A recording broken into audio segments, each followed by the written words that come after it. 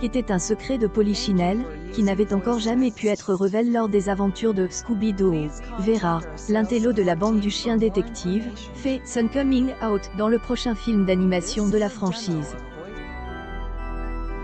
Les clips de ce nouvel opus, Trick or Treat Scooby-Doo, Realize spécialement pour Halloween, montrent Vera d'un clair rougir dans sa sempiternelle robe orange, les lunettes embuies par l'émotion, lorsqu'elle rencontre la méchante du film, la costumière Coco Diablo.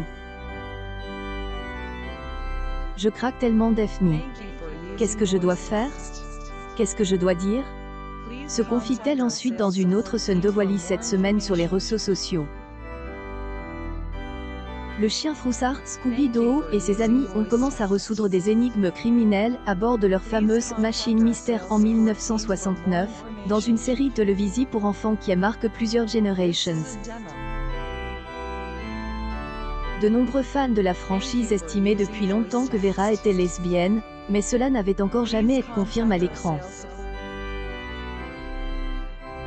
Les producteurs des précédentes séries et films avaient déjà laissé de nombreux indices pour indiquer que Vera était queer, mais les studios n'avaient jusqu'ici jamais accepté d'en faire un personnage ouvertement LGBT.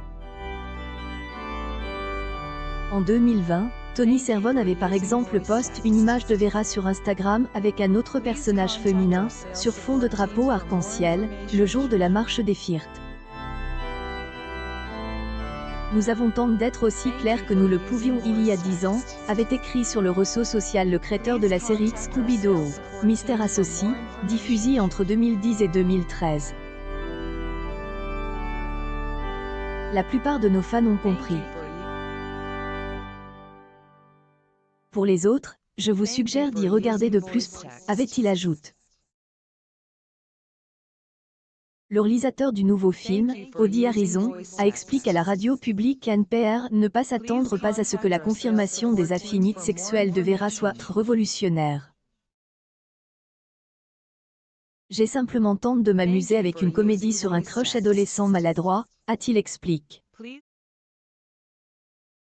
Cela étant dit, c'est vraiment bien de participer à la normalisation des représentations, surtout avec une franchise aussi connue que Scooby-Doo.